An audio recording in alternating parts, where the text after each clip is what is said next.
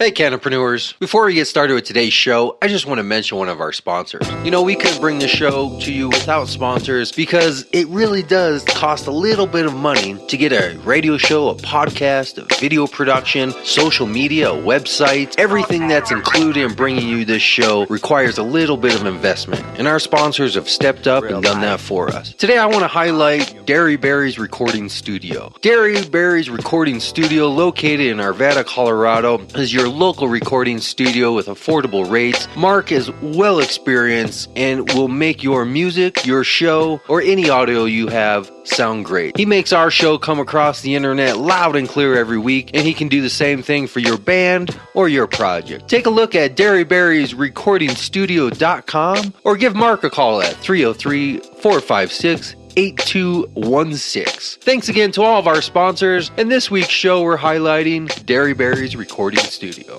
Now on to the show.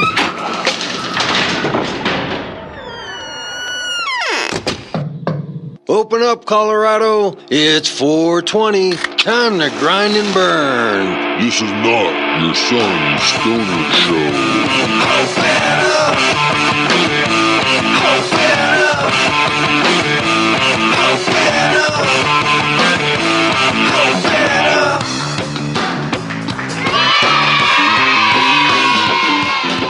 Welcome to the Cannabis Community Project with Brainstorm. Once again, bringing you your weekly podcast from the CCP studios high up in Denver, Colorado. Here exploring the business side of this newly emerging Colorado economy, focusing on the business, the patient, the user, to the retailer, to the geek in the garage, creating that next innovation in cannabis. This is the first media platform to help fellow cannapreneurs build sustainable businesses while living the lifestyle. Happy Halloween! Happy Halloween, everyone, and I hope you're enjoying yourselves. Make sure to please stay safe. Do not drink and drive. Don't even do anything because the cops are just going to be out everywhere. We know this. It happens every year. They're going to be setting up roadblocks. They're going to be doing all sorts of sneaky hiding behind signs and bushes. They're looking for you. So right off the bat, let me just say, please have a safe Halloween, and don't put any razor blades and apples for those young kids out there. And for you women who like to dress up once a year with your custom cat, policewoman, or some other semi-slutty outfit, please carry on. I'm not talking to you. But for the rest of you who are doing things like smashing pumpkins and throwing things out of windows and trying to scare people, let's just take it a notch down, all right? This isn't back in the day. This is the reality we live in, where nowadays, running around doing some stupid on Halloween is likely to get you shot by a cop or shot by some crazy homeowner who thinks you're trying to steal all their candy.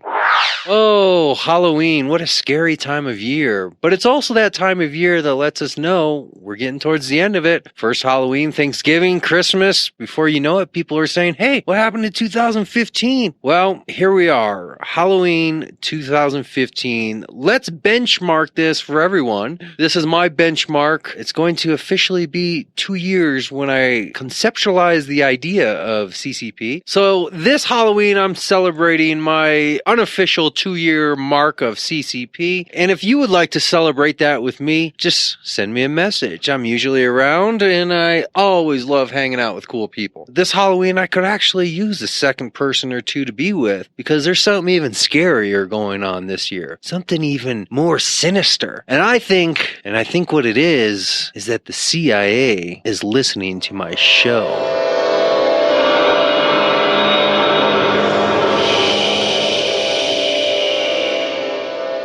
That's right. This is not just a Fright Night, where's Freddy, where's Jason, where's Michael? This is something even more frightening. I think the CIA is listening to the Cannabis Community Project, and I don't know why. So you're probably saying, well, why do you think that? I use analytics, insights, all sorts of systems to track demographics, listeners, downloads, where people are coming from. This is how I know I have listeners in Germany and Chile and Russia and China and countries all over the place. There's listeners that trickle in internationally. But here in the US, I can also see where people are listening and downloading shows from. And I have 187 downloads over the last year from one location, which is, oddly enough, just right outside of Langley, Virginia. Oh my gosh! Did you hear that? Oh god! Now, Langley, Virginia, for those of you who have never seen a movie in the last 20, 30 years, that's where the CIA is. So who is listening to my show in Virginia?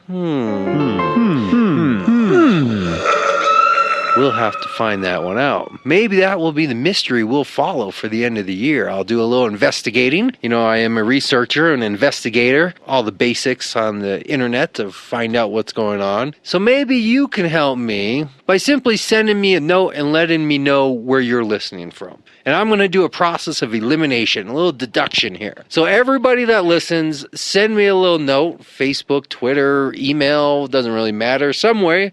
Go to the website. Just let me know who you are and where you're listening from. And I'm going to subtract all of those people and see who didn't contact me from Virginia. And that is going to be you, Mr. 187 listens from right outside Langley, Virginia, every week. You know who you are. If you are the CIA, though, what do you think of my show? Because I could use a little governmental opinion, you know? Like, what does my show sound like to the government? And the CIA think of CCP. Am I a threat? Are you watching me because you believe my audience is growing to a size that could be a force to be reckoned with? One day. I don't know. It was just one of those things that I felt was a little odd as I was looking through my analytics. So this Halloween, what scares me is there's a spook listening to my show. What scares you? Go prepare for your death. Happy Halloween.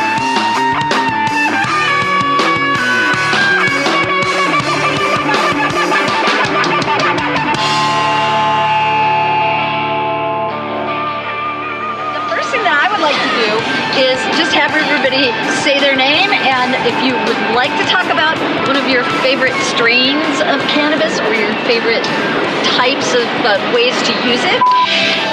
Amy Rohr from High Urban Heights. Yeah. Standing on the top of Museum of Contemporary Art. Museum of Delgany 15. What's the outcome for today? What do you think? Was it a successful hike? I thought it was good. You know, we ended up at the MCA because the namesake of the tour, the Toxic Schizophrenia Twilight Tour, would have been 6 miles. We did a beta test and we stopped after 2.5. On your website, do you have like a maps type? I don't, because I don't really want people to anticipate in that way. I really want them to come along and trust me and participate in the process. I do show a map at the beginning so they know where north, south, east, and west is in case they get lost or in case they want to take off or they have to take off for some reason and they get oriented. So I do that. I wonder if there's an app there you go. You could do your hike and then post wherever you went, because every time it would be something slightly different. Right. So after the hike is over, you're able to download your actual path of where you went, send it to your guest with these are the places we stopped, this is where you went. Kind of as like a post hike, something for the people that are paying and getting something tangible. And then they know, well, when we come back next time for the hike, we've done this route. And, we could do the blue route or the yellow route. Or since you're not able to anticipate it beforehand because you want to do it kind of spontaneously. This building is one of the newer buildings in Denver, and Clifford Still is an abstract artist who actually greatly influenced Jackson Pollock and a variety of other artists. But he didn't really like the art community. He didn't want to be told where he could show art, when he could show art, how much it was going to cost, and suck up to people at cocktail parties. He thought that was all bullshit, so he didn't want to do that. So he didn't really show his art very much. And he kept all of his art together. So when he died, his will said, any city can have my art collection for free if they build the appropriate housing for it and the storage for all of the pieces. Nothing goes anywhere else. So for $92 million, Denver got Clifford Still's art collection for free. So what a deal, right? It's sculpting. Now, if we want, we're heading in that direction, and I don't know about the skies. We do not need to walk all the way over there. Originally, I was saying if you have your food, you could sit there. What do we want? Who wants to walk over and hear the musical score? We're going to just do it democratically. What's the other option? I think keep going continue on the tour. Okay. Yeah. I go continue. Yeah. All right. Are we okay with that? Everyone has an opinion, right? Okay. Everybody else is Yeah, I'm with you. We're going to keep going, but I just want you to see it.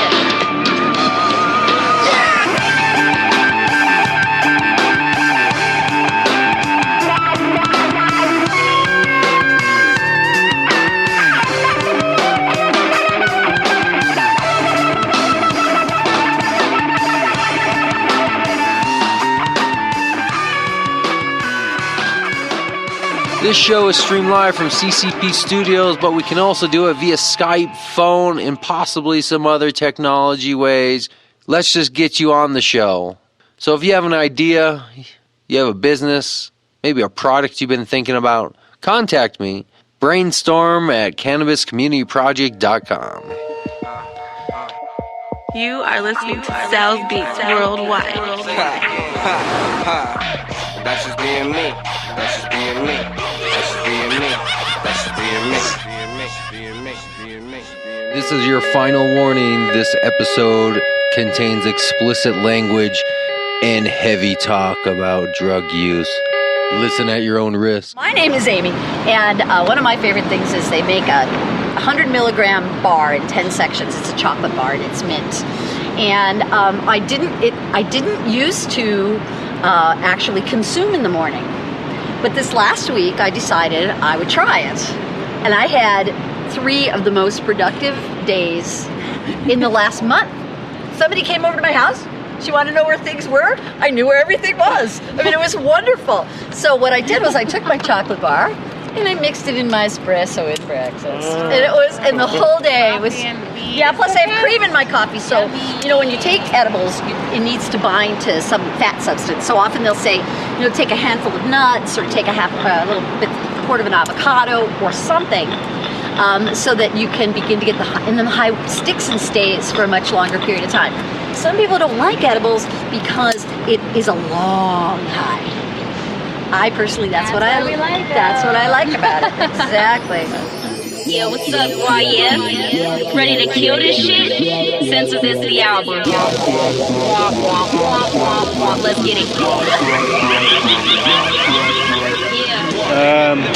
I'm stopped to smoke a couple of years ago, 20 years ago. In 95, the last time. Yeah, I tried some time. Did you say a couple of years ago in 95? Yeah, 20 years ago.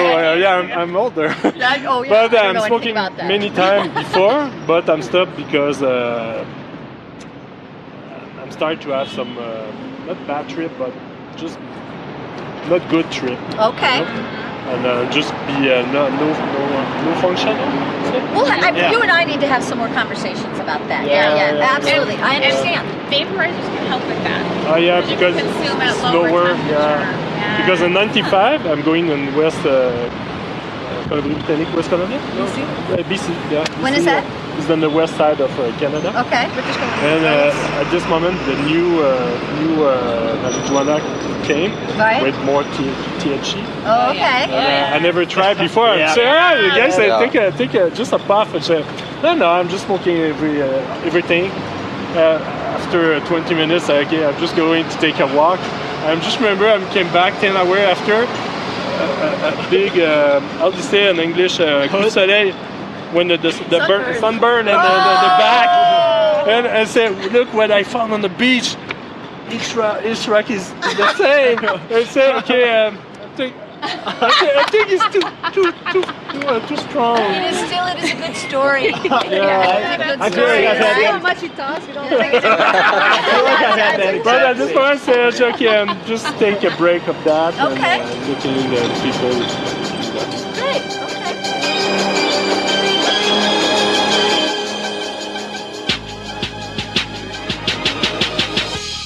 I belong in an asylum. These psychopathic tendencies tend to get the best of me. I've been exuberant since I was in the uterus, malignant like a tumor is service in hysterectomies. Scalpel please for surgery. I cut precise as I murder beats.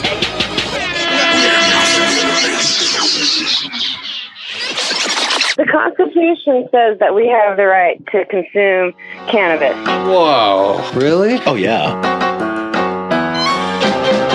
Well, here's a fun fact. I love this. If you wanted to go down to the Department of Agriculture this afternoon and submit a registration application, you could do it. And if you met the state requirements of filling out that application, you would get a registration. There's no quota. There's no litmus test of who you have to be. I don't need a doctor's recommendation. Yeah.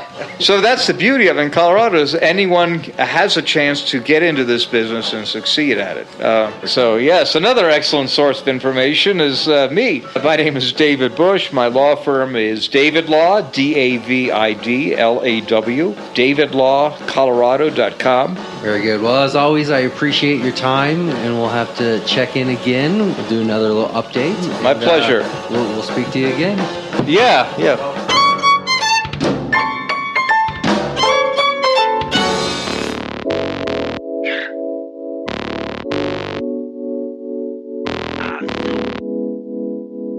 Say what you want, I know what you want, I'll see right through you. It's crazy. What we decided to do is help people, teach them to learn how to do it themselves, to grow for themselves and create a community of people who are helping each other out. The whole idea behind our business is to create a community of people that just love and supports and helps each other grow and just grow as individuals, grow our own medicine, grow an amazing community of just awesomeness everywhere. Big hippies. Awesomeness everywhere. That's good. Say what you want, I know what you want, I'll see right through you. It's crazy. And now the excited Southerner proposes to a girl. Man, I doubt it. Look, are you trying to ask me to marry you? Because I'm really not ready for that kind of commitment. We get the show via the podcast app through iTunes, and we listen to it on our phones, mostly in the garden. We listen to the show as soon as it comes out. Like, that little red dot pops up on Saturdays usually. We usually listen to the show on Saturday. If we can't, we'll listen to it on Sunday. You know, as soon as we can. The next time we're gardening, we listen to it. And it's almost like you're hanging out in the garden with us, getting that plant therapy that we were talking about earlier. So you don't even know it, and you're getting it from the other side of the country, which is pretty neat. And you're giving our plants therapy too. They know your voice. They're talking to you. In the garden, all of our plants are familiar with everybody's voices. It's like they have their own little community of friends and family that they visit with. Sometimes we listen to it in the car, you know, like if we don't have the opportunity to listen to it in the garden. But mostly it's gardening time for the Cannabis Community Project.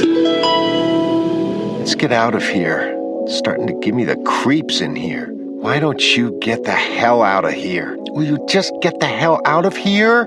And after a brief time, he shouted something wild and unintelligible, as if he were in pain, and he jerked and shivered, and then he stopped. Hey, you're good. Well, you're not.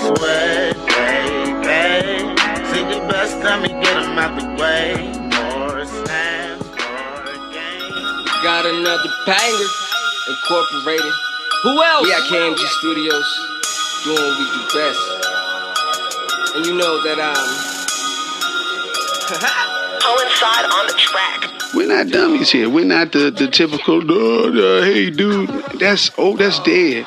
It's dead, those stereotypes, man. And let's take our culture about the business of being business before they come in and they take over and try to dictate to us what we've been doing long. We can't let them take it away, just like we can't let them take the hip-hop away. We can't let them take our music away. We can't let them take our voices away when it comes to this cannabis. Born around a gang, talking slang, but I changed. I can change back like a dope addict, and you know that I'm dope at it. Make you panic or you paranoid, now you ain't making no noise. Do you wonder if I planned it? It could have been your boys, it could have been your bride, could have been your mom. CDs are dead, Hershey was bumping my shit while taking your sister to prom. Ring the alarm, lyrical shots at your head. Fuck with a god and oops, careers are dead. Women and men, MCs, getting shanked by 16. I cannot call you a queen, only queen I know is Latifah and T, the reefer and weed. The liquor's in me. Go, offer the shot, offer rum chata. Bro, 99 bottles, white 99 crack, I'm blow.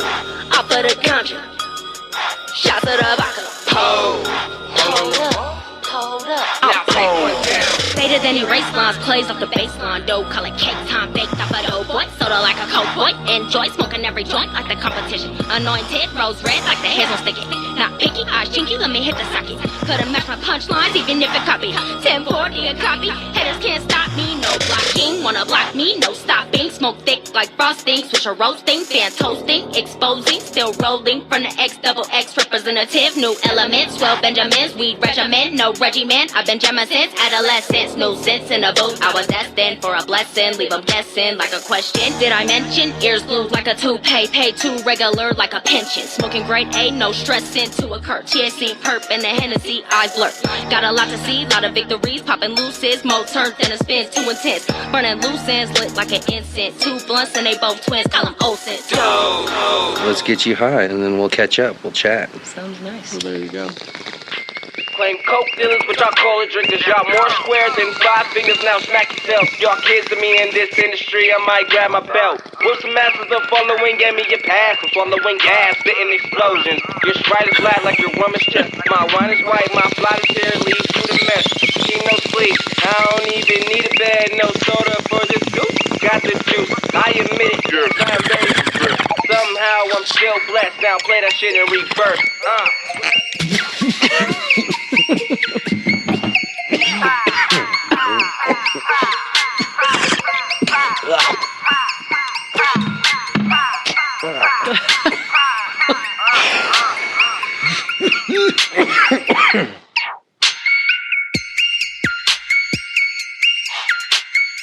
I mean, like in most things, I don't agree with the premise that being high affects much of your driving or your abilities or your skills, right? Like being drunk does. I didn't think that either until I was putting together a baby thing. What do you call those? The baby?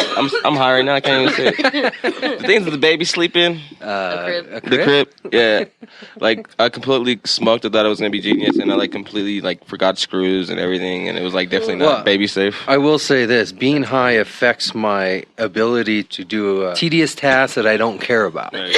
If it's a tedious task that I care about, like when I'm doing my show, you know, and you're doing, you know, minute by minute type editing and mixing stuff, that's very tedious, but you get into it, and somehow being high helps. But putting together IKEA furniture, doing stuff that you don't really want to do. Woke up this morning, y'all ain't doing what I want. Had a couple phone calls, blew a couple blunts. Do what I want, say what I want, say that I won't. I'ma watch the way I want, I'ma do what I want. This is your boy Young Fate, head of Weird Music, and I'm chilling with T-May of Weird Music, female recording artist. And we are sitting right now with Cannabis Community Project, and they're called Cannabis Community Project for a reason, because my man is loading up a bowl. It's about to be a cool interview, man, so make sure you guys check it out. WeirdMusic.com, Google Young Fate. Definitely. And Google T-May of Weird Music. Nice. Like if you were a guitarist, I would say you have like a little lick or something. You could, you know, do like a little I don't know. What's the equivalent to where like if you were a drummer, you would give like a little intro, like a if you were a guitarist, you would give a little you know, what's the equivalent in your genre of music? That's a very good question. I think it's just spitting or playing music, honestly. A lot of people put us on the spot, or you want to spit something on beatbox? I would say a drum roll.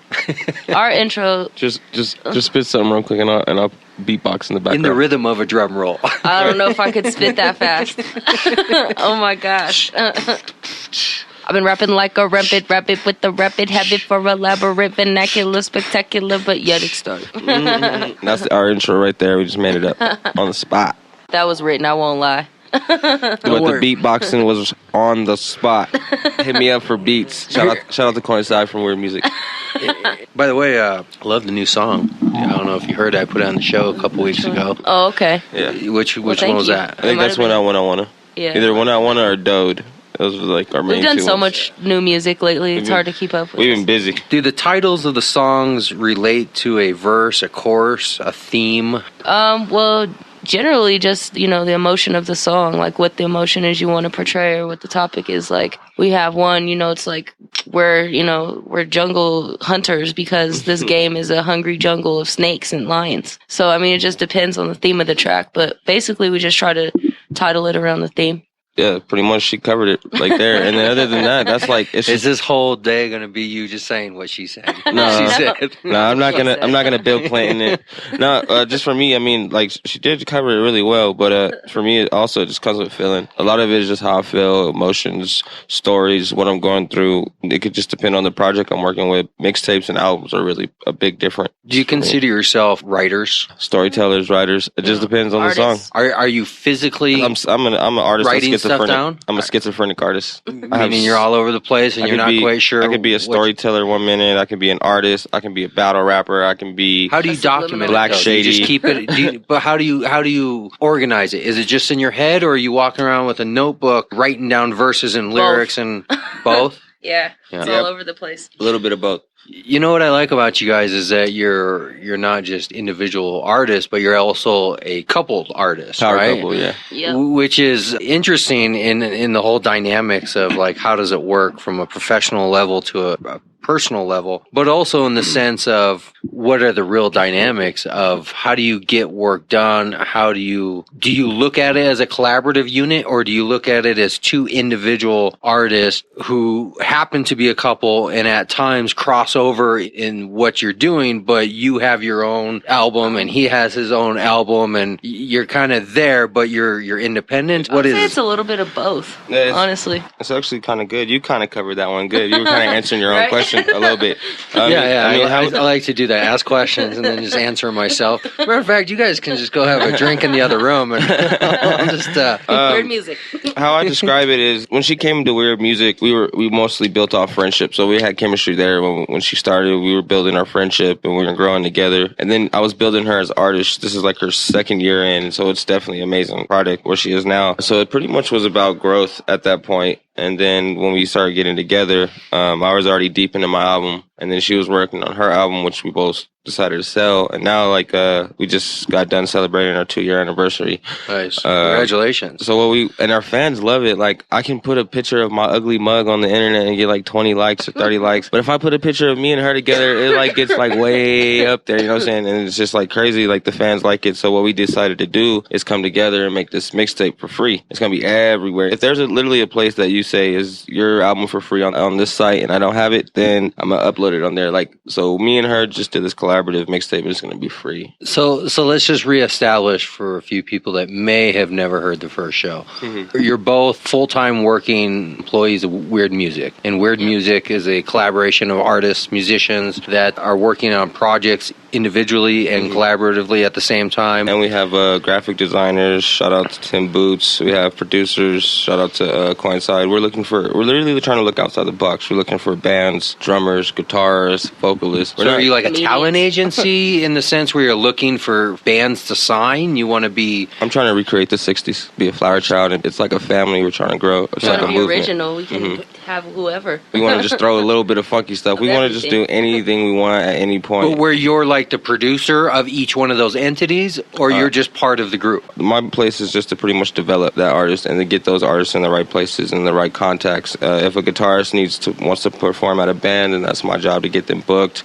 Growth, if they need to talk, if they're having... So you're booking? Yeah, I'm doing everything. Anything they want to do, we're a family. You're in the studio? Mm-hmm, everything. You're out on the streets? Yep. You're doing the marketing and making posters? Doing everything, except for that's where the team comes in. Like, for the posters, I can go and get the copies, but I'll have Tim Boots go and make the graphics. Or if I need a beat, I'm working on the new West album. Yeah. I go to Coincide and I need a beat. Or if I need a female vocalist, then I go to T. Or, it's just building certain things. It's to a point where we don't want to go outside of the box. Everything we wants to be in-house. We want it to be like a family, like a big everything in-house. But where you have a hand in the producing of each one of those. You're not just a member of the group. Yeah. You're producing your own albums, but you're also helping produce other people's. Yeah.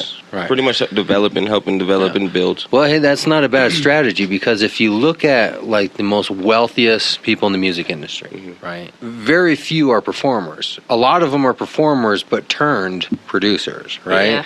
Because it's the ownership in content, right? In the intellectual property and the writing is where you get the money and you own that. And then the ownership in other people's work, right? Well, it's really complex. Unfortunately to say, I don't mean to discourage any artists, but being a musician alone, it's not going to pay much. Yeah. Like, you really have to learn this industry. You really have to learn how it works, how the paperwork works if you want to be successful. But Well, just your being an musician artist, is a tool to the industry, right? They actually say only 10% of it is talent and the rest of it's business. Yeah, because if you're a musician, you're talented, but you don't have the ability to call a club owner to book a gig. Because you What are you literally gonna do? have to Stand on the brand corner, yourself like a business. flip open your guitar case, and get dollars thrown at you? I mean, even talented people never get picked up just because of lack of exposure or lack of having the right connections or just lack of direction. So talent alone, I mean, I don't know how far talent will take you without the business person. So what do? You get a business person. Well, a business person says, "Well, you're a piece of the puzzle, right? You're the musician, you're the talent, which means you're on salary like everybody else. You get a piece of the pie, right? And that's about it." But that's also a good thing is, like, there's certain things that are not really, that artists are not aware of. And my thing is, I don't ever want to hold any artist back. Right. But there's other options. Like, if you're getting sponsors, if you're getting sponsorships, if you're getting, advances for albums and you're getting distribution, that pie becomes not just a piece of the pie. We're talking about pies. Well, in your industry, who's like one of the top respected either artists or producers? I would say the person I am in 10 years from now. So yourself. Whoever I am in 10 years from now.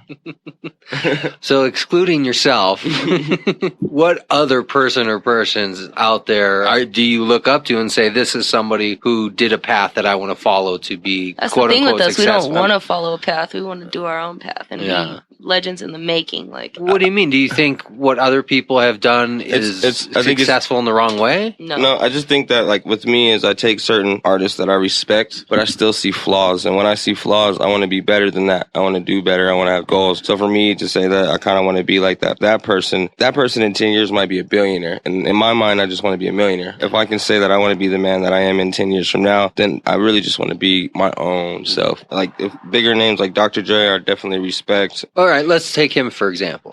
Look at all the people that came up with him. What separates him by a few $100 million versus everybody else? I honestly would say where he came from and how he was raised. That, and he didn't just remain an artist. He also became a producer and a mentor and started owning other people's I think that's shit. like, Dre's like the closest person I can get to, because, like, look what Dre did with Eminem. Look what Dre did with Snoop. Look what Dre did with Kendrick Lamar. Look what Dre has done with all these other artists that we don't even know yet that are coming up slowly. And Dre is behind all those individual billionaire pillars that he gets a piece of. And that's just not like, that's not just beats we're talking. He's like literally sitting these kids down, taking them out the streets and helping them. Beats was a result of him having that already on that path of being a producer, because a producer is nothing more than like a project manager, which is nothing more than just simply somebody who's in the middle of things happening around them.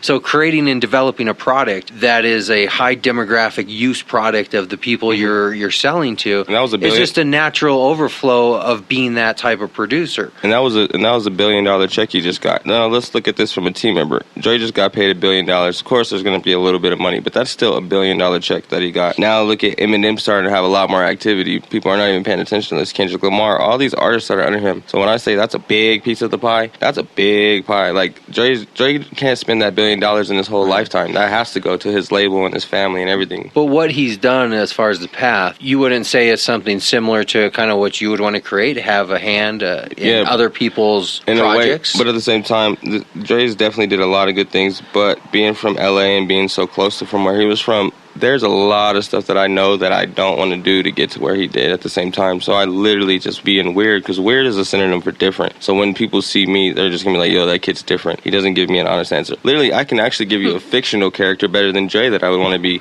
and that's Batman. Because Batman was awesome. Look how he ran his business, and at nighttime, he was able to go fight crime. Like, I want to run. I love Batman. And during the dark, he's mysterious. Like, and then let's think about this. Let's go weird. During the day, business-wise, I want to be Bruce Wayne because he ran his company, and then at night, he was Batman. I want to go in the studio and be Batman. I want to go on stage and be Batman. That's just kind of the off mindset that I have during the day. Like, during the business, I'm Bruce Wayne. But when I hit that stage, you better see Batman, because I'm going to be flying and jumping and kicking and everything. You better be ready. Awesome answer.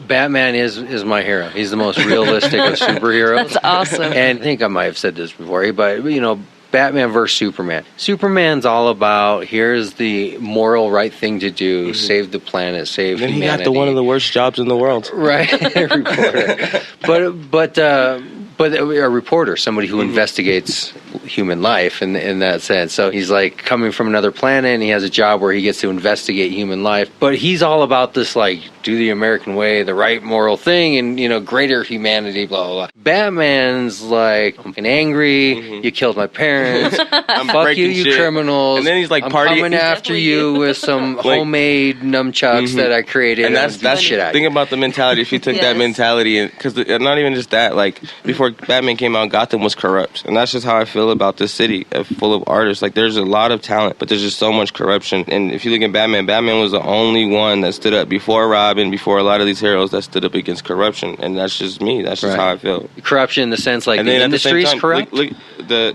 Our local industry. Just our the local, world is corrupt. No, our local industry. Like, it's bigger than the mainstream. It's bigger than the independent artists that are successful. I'm talking about people that I know in this city and state, that I've been in shows with, that I've done shows with, been backstage with, done features with. This industry, even local radio shows. Not saying yours is awesome. This show is definitely dope. I would not be here if this wasn't. But I'm saying other local radio shows, they use, just for an example, other radio shows use what's going on in the mainstream world or whatever, and then they charge artists for radio play, and they do literally everything so dirty to these artists, but then they Who are you hide talking behind about? Name some names. Geek Street Society.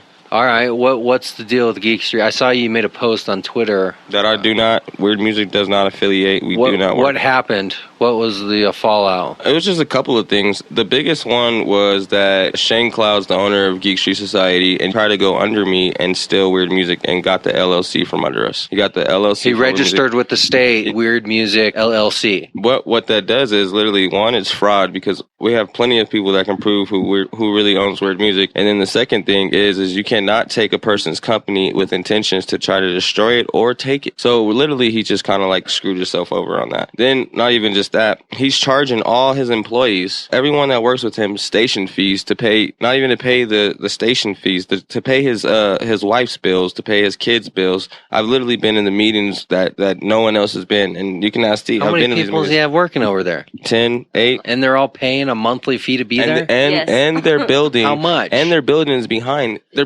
behind 50? they're behind like 2-3 months rent. So like $500 a month he's collecting? And at least be honest. Like, I understand everyone gets through situations, but at least be honest and tell your people what's really going on. Don't lie to your. So don't let's lie do to your this. People, your staff. Because we don't. But I'm just stating the point. Like, there's a lot of corruption, even with the promoters. Not just with the radio, but even with the promoters. Like, promoters are charging people $200, $300 to stand on stage for 15 minutes, and it doesn't even need to be that much. I understand you want to make a profit. There's just a lot of corruption, and there's no way that Colorado is going to build. There's no way that Colorado is going to unite. I'm talking about the independent artists. Unless if we stop trying to stab each other in the back every time we turn around, and if Weird Music has to be the solo person and Weird Music has to be the only person to stand up against corruption, then call me Batman. Yeah. I find it ironic and quite pleasing to hear you say that, because my whole show started originally, my first show, if you listen to show number 1, the intro says from the Geek Street Society Studios. This show started show number 1. If you listen to show number 2,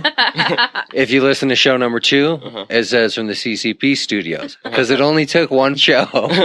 That's crazy. To realize that this is not at all where and it's really bad for us, because it really hurts a lot of the independent artists, because like these people that have the millions and have these buku bucks that can take us out of Colorado and bring us to places, these people are not stupid. So when they go and do their research about Colorado and they see all of us at each other's throats for this, what makes you think that they're not going to turn on the person that takes you out of Colorado? They don't want to deal with that. I know I'm not a mainstream artist, but I know people in the mainstream in LA, where I'm from, and I will never go mainstream, and I will never sign their contracts, but we're still friends to this day. Well, that's just shitty business practices, from an ethical standpoint. And it just shows what kind of character you have. Even in LA, they told me that Colorado, they see Colorado as rowdy. Like, we are rowdy artists, and we are all desperate. Not all of us, but at the same time, the majority of the artists that are succeeding and that are doing bigger things, a lot of them are giving us a bad name, dissing each other, going into clubs, fighting with each other, like taking shots at each other on Facebook. Like, it just does not need to be that. We want to be the example. We don't just want to talk about it no more.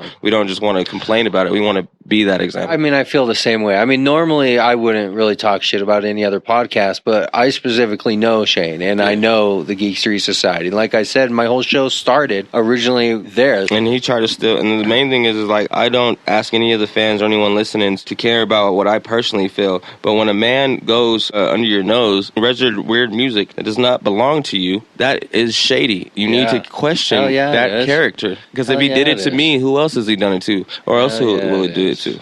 And luckily for me, I can prove that it's illegal, and I can prove that it's fraud, and he can't do nothing with it. As with talent, assholes weed themselves out in life. That eventually nobody wants to work with them, be associated with them, to where maybe there's no direct repercussions they get. Like, maybe they screw you over and that's that. But eventually, very shortly down the line, when they're still in their 3-month past due shitty office space in their 1-bedroom apartment deep in Aurora, trying to figure out why they can't get their shit going. Leadership. But it's all karma too, because this dude has to go back and live with his parents, and they had to use all his employees' money to get a new place, and then because they did it wrong from a business standpoint. And like I've said, many people who go out and try to start radio stations on the web, it's a shitty business strategy to start big and try to figure out the small afterwards. In other words, you start with a product, and then you build a company out of that product, and then you build a brand out of that company. But when you just start off where you say, I'm going to rent out a 2,000 square foot office space and start an online web streaming radio station, it's like saying, I'm going to start a company. What's your product? Well, I don't have that yet, but we'll figure it out once we start the company. You're going about it backward. What comes around goes around, and he'll eventually... It literally already is, because it doesn't... See, the thing is about Facebook is funny, because it doesn't matter what you post on Facebook or what you try to make people believe. When I'm in your face, and I'm in your office, and I'm working with you, and I see the struggles, and I see the frustration, and I see that your rent's behind, and that you're going through this stuff, like, with your family, like, I know. So, like, that's not in my hands. Like, that's karma. That's God doing all that to him, you know what I'm saying? Like, whoever your God may be, that's something in the wind. Like, when you're screwing so many people over, that's just karma. But literally, like I said, only thing that I can focus on is me, see weird music, and the people that we work with now. Like, the people that I work with now, I love it. Like, I feel like when I make new friends or anything like that, like, it'll show, because I know this game is about patience and really filling out your player. Have you filed some type of form with the state claiming that registration is fraudulent, or that you want to claim that for your own or something? What is... I'm keeping that part a secret, because the thing is with me is... You don't want to divulge strategy. Not just that. I'm just... Like I said, a lot of my... But you are taking action. Oh, yeah, and that's the thing, is I don't want to say this because I just want to be about actions. When it comes out, then like, oh, yeah. Okay, I get it. And that's what a lot of my surprises is. Like, I have many surprises coming out. I've seen his shitty website and that shitty cannabis show they try to do, the Canna Time or whatever the fuck it is. But the thing is he with literally... shitty graphics and the snake around the light bulb or whatever the fuck it is. It's like, what makes... It looks like this hand-drawn 5th grader. And that's what makes me upset, because... He'll literally, like, it's literally, it's literally like, if you don't see it as a snake, I honestly don't know what you see, because it's literally like a snake hiding behind everything they can. It's a snake hiding behind cannabis, saying, oh, I'm Cannabis Community Radio, blah, blah, blah. You don't even smoke in your radio station. You're not allowed to. He doesn't even smoke weed, bro, but he hides behind it because it's something that he can use to bring in people. Yeah, that was the original thing I responded to, was a Craigslist posting saying, looking for somebody to start a cannabis radio show on my station. And I responded and said, hey, I'll do it. I know I do podcasting. Put together the show, did the first show, it was all fucked up. So, fuck this, I can do better on my own. I'll just do it from my home. And it's better that, because I mean, honestly, you just don't care about the fame or the money. Like, when you're doing shady stuff, like, I don't want weird music to have anything a part of that, like, oh, or you're affiliated with. I just want to be around with good people, like CCP Radio. You guys are the poster child, but it's a dope radio show. It's like, we're smoking in here. We can smoke in this radio show. Yeah, you're in the studios right now. You're Cannabis Community because we're smoking in the studio. Right. This is the backdrop of the studio right here. But that's just my thing, is like, we got to start with ourselves. Like, even me, like, I'm just being an example. I had to look at myself, because I'm not perfect. I fell for it. I fell for the attention. I fell for it for a minute. But at some point, I had to wake up. At some point, I'm like, why is this not working? You felt like you had a platform that you were going to get a lot of attention from an audience? And no, it was just about working. Like, I got to the point where my name meant something, and it was like I was able to go to certain places and stuff. What is your recognizability? Where has Young Fate taken the world? When that name is said locally, does it mean anything to anybody? It just depends on who you ask, the crowd. I mean, it all started when I did the Control remix, and then I called out some big names, and that got a lot of attention. And then that was after Albiz. Albiz put me on my first show, and I impressed a lot of people. And then Albiz put me on ACO, and then I got released from ACO, and then I did the Control. And then after I did Control, I had a lot of attention, and then I went on tour, and then everyone was like, how's this kid going on tour? Well, at least once a month, maybe if not twice, I have one of your tracks on a show. Actually, yesterday's show. It's just people don't understand me. I think is that track we were talking about. It's literally, because it's like, how do I manage to record so many songs? How do I manage to do these meetings and the radio interview and then tour and then... Well, how do you do it? I don't sleep. You don't sleep? Do you have to find time to like create, to write, a dark room to think of new material? You describe that. How do I write to you? He writes in like 5 minutes, and it's just like the coolest shit you could ever think of. Yeah. And like he's just stream bam, of he records consciousness it just fast, comes through. just bam, onto the next thing, onto the next topic. Like, Yeah. So what do? You carry like a recorder on your phone and just turn it on? He and just writes, just writes. You just write it down? Just zone out. Whenever he just zones. It doesn't matter if we're in the car, in the house, anywhere. Like he'll just bust it out. Every day, what would you say?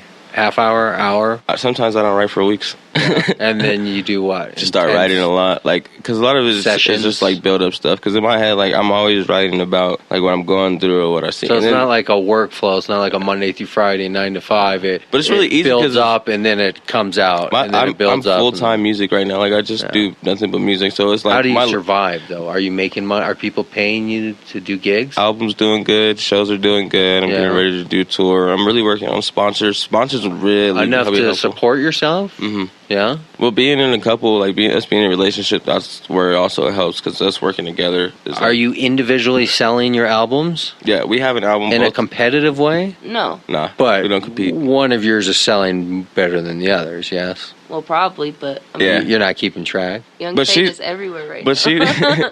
but it's like you're not keeping track. It's not like a competition. Like the fans kind of turn it into that sometimes, but it's like we have like our cute little competitions. It's never a one way thing. Like my album might be doing better, but her song might be doing better. But let's say you were selling 1,000 albums a month, and you were selling 10 a month. You wouldn't. Then I would definitely step my game up.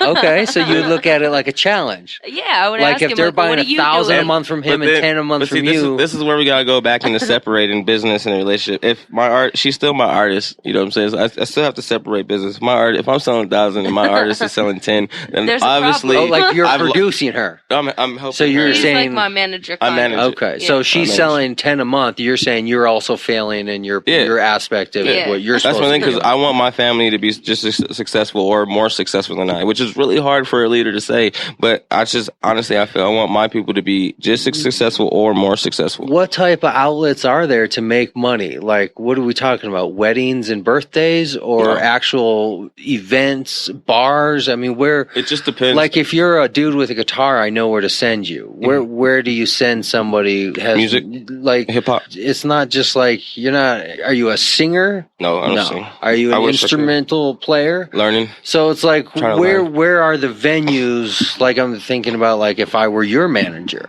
trying to book you gigs, I wouldn't know where. I wouldn't know who to call. We really got crazy. It's like really about timing, and it's kind of like chess. It's really about timing and placement. We were really blessed. Do bars book you? Bars? We've got what type of bars?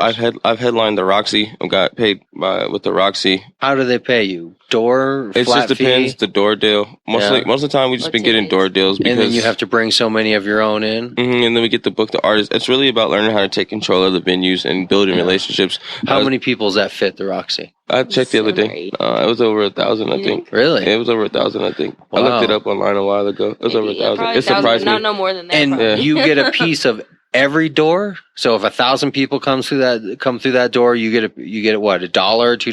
No, it just depends on the contract. I mean, I really can't go into details because I am on contract with them with some of the venues. Oh, and stuff. yeah? Because the thing is that who negotiates that? Me.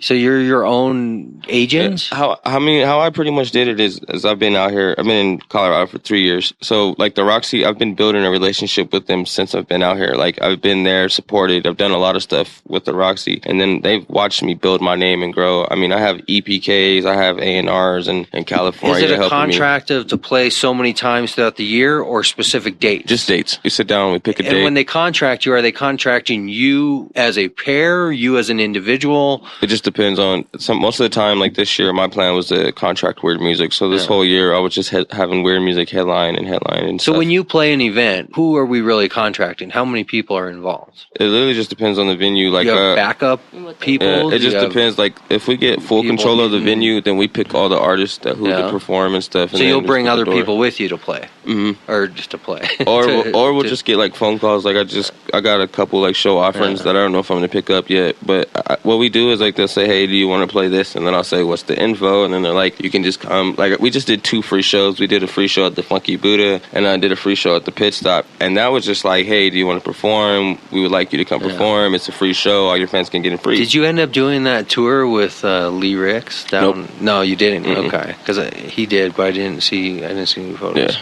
So it just didn't work out on that. No, it didn't. No, we weren't able to make it on that one. All right, cool. We're kind of odd and kind of hard to figure out as far as like where we're going and like I from a fan standpoint, like your fans are like, "Hey, who are fans? You? Where Sometimes you fans and friends like it literally. What's the deal? Or from a business standpoint, like you're not sure what you want to be. Sometimes like fans, it's a little bit of both. Just because my vision is just like so off the wall, like it's just so hard to describe. Because a lot of people want to be like other people, like like a lot of people want to be like Tupac, or people want to be like Eminem, or people like want to be like Biggie. Like I'm seriously saying that I want to be like myself in 10 years. So I'm always like off the wall. I'm always like have random splurts or experiment. Nothing like too crazy, but it's just like, like it's like, hey, this guy might be kind of like off. Like, I don't know. And I don't know, like I just have a lot of knowledge, I feel like, and my beliefs are a lot different too when it comes to like spiritual and religion, and I just have like really different beliefs, and I think a lot of people don't agree with me on those. Yeah, it conflicts with a working professional relationship. Yeah, sometimes when you mix religion and business, it kind of doesn't. But why would you do that? Why would you mix religion and business? Because sometimes when you, I don't see where the connection crossover is. Because sometimes when people drink, you never know what they're going to bring so up. alcohol is what brings them together. You never know what topics. I understand religion and I understand business. I didn't see how they were connected, but now that you say alcohol, I understand.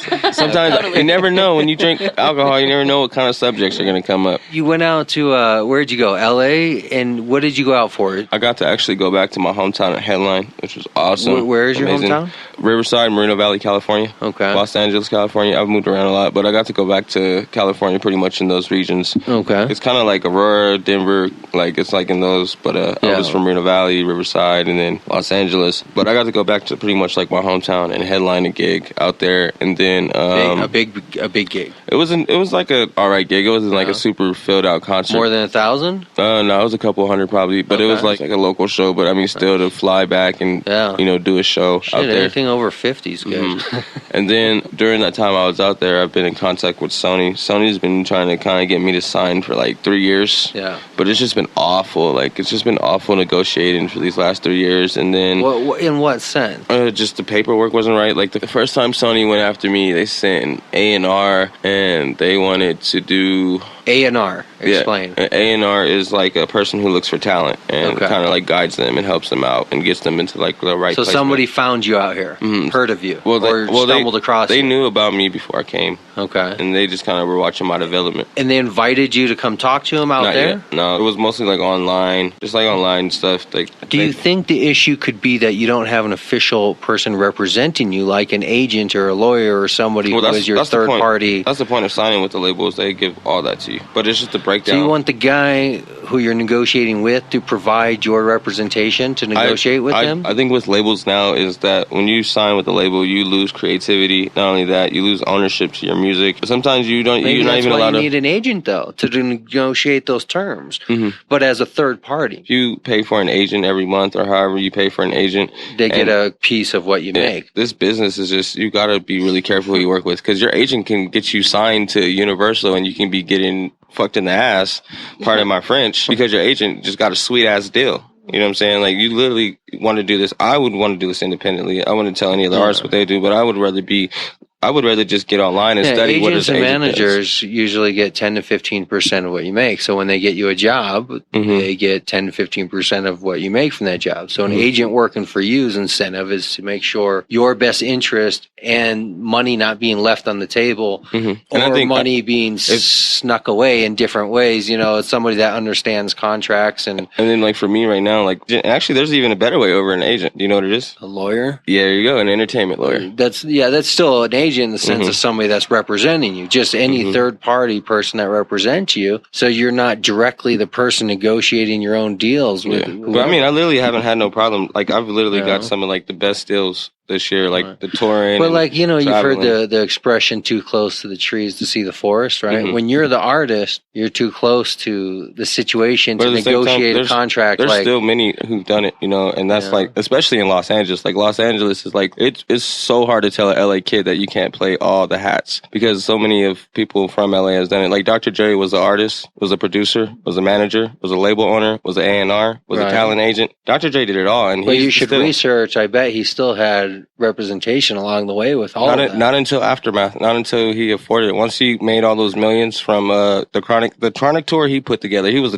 like, literally, if you do your research on the Chronic tour, he was playing most of those hats. I guarantee he's had lawyers and stuff from the beginning, because any time. Well, he had to get lawyers after NWA, because look at what he got into with NWA. If you've seen the movie NWA, they didn't have none of those. They were literally, what I'm telling you, these guys were just 4 LA kids who blew up. Yeah. And they did get screwed in the future, but by that time, like, he had to get lawyers. But at this time, I mean, literally, I don't feel like nothing's to the point where it's out of control. Like, everything that I have is handled. Like, all our artists are doing good. Our booking is good. Our touring is good. Do you have a studio you're working out of? Like, how? We work with the Decibel Gardens.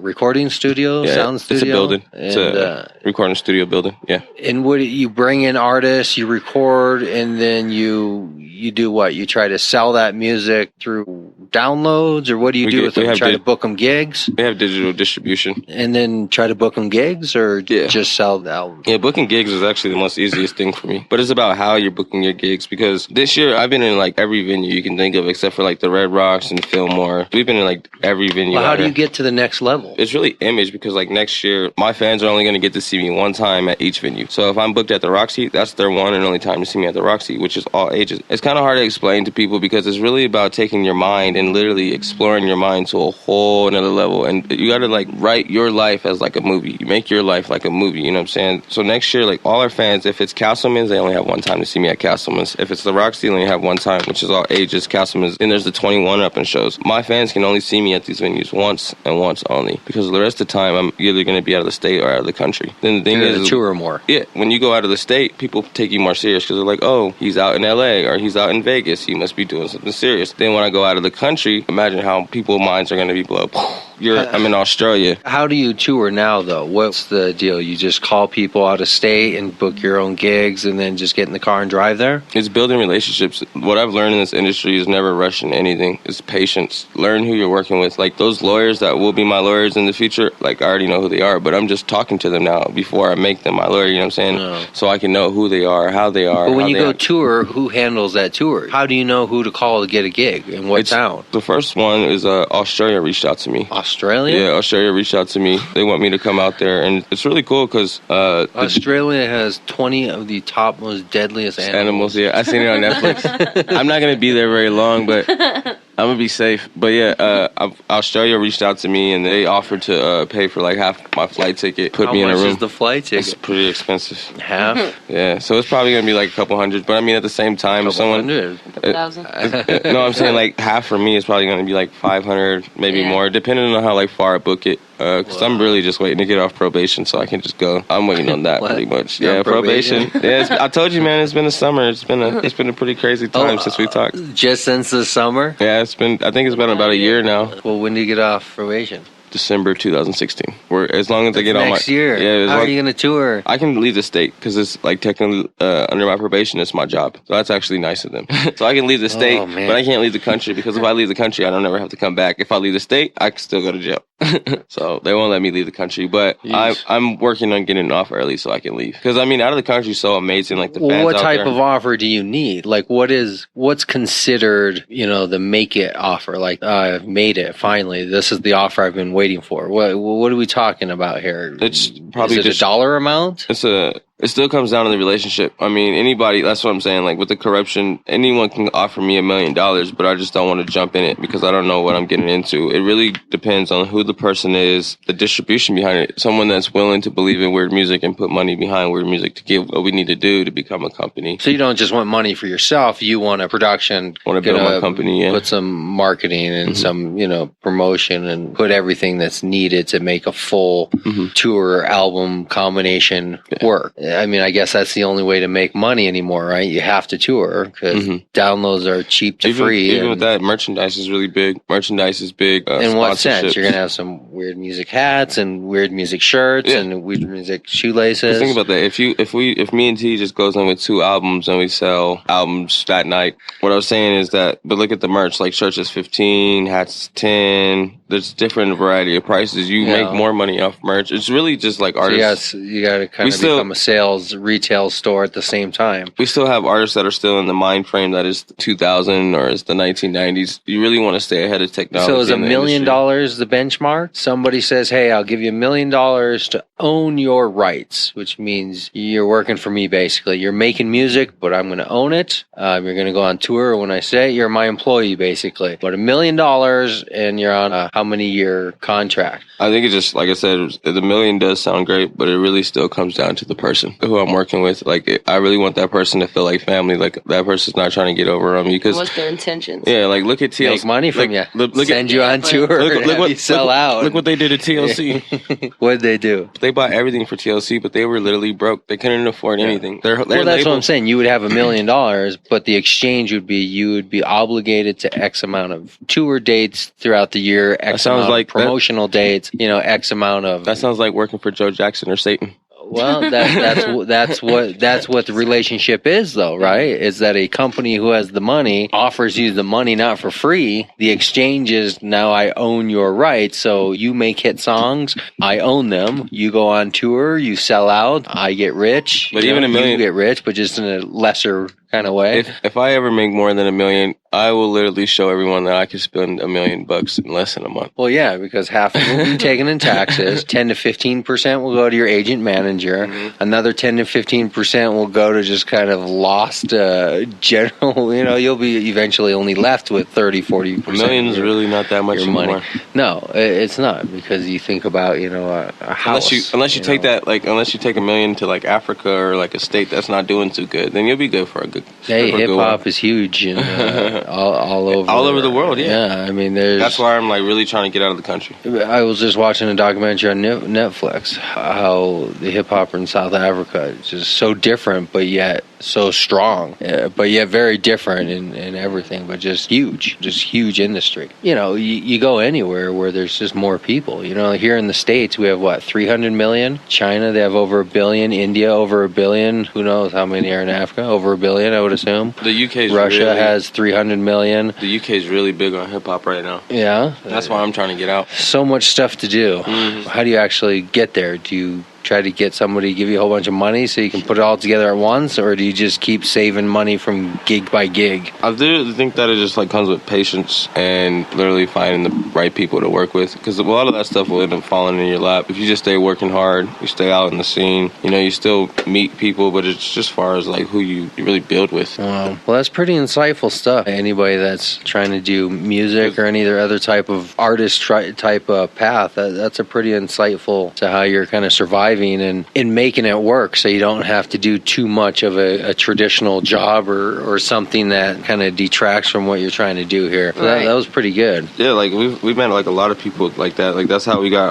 our website, weirdmusic.com, is when Taylor won her award. They hooked us up with a website, even got us into a new studio, and that website looks good. That just kind of like that just came from hard work. Like we worked hard for her to win that award, you know, we met some really good people that we work with to this day now. Well, the website looks good. And we're definitely going to start, you know, sharing more. Like I said, we're like in the building era, so now we're like literally learning who we're getting behind in each, because we have a big following now, and we just want to keep our following in the right places too. We want our following to listen, because it's like you don't want to give your friend like bad weed or like bad food or something, you know. So we really want to give back to our followers, because if it wasn't for our followers, then we wouldn't be in a lot of those places if they weren't talking about us and saying good things. So like we want our followers to like follow the right radio show. So all my followers, all teammates followers, we're music followers, make sure you guys tune in to CCP Cannabis Community Radio, because this looks like it's going to be our home radio for weird music. Yep. Surprisingly, you guys have way better weed than One Blunt Radio too. Not to talk shit, but Yeah. I'm like way higher off. Like This weed is some of the best weed I've smoked in a while. I go to One Blunt and I'll take a couple dabs and I'm good. I'm faded. But like I literally hit that green crack one time and I didn't even know like what my name was.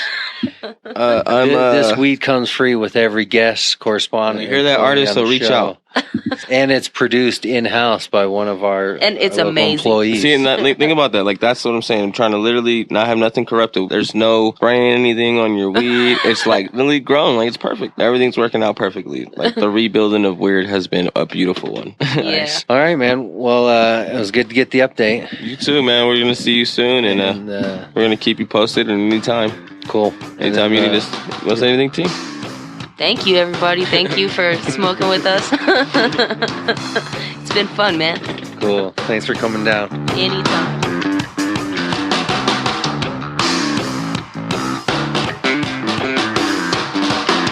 Thanks for listening to this week's show. Make sure to come back next week. We're going to have more guests lined up, speaking with dispensary owners, growers, business owners. Make sure to follow us on all of the social media, Facebook, Google+.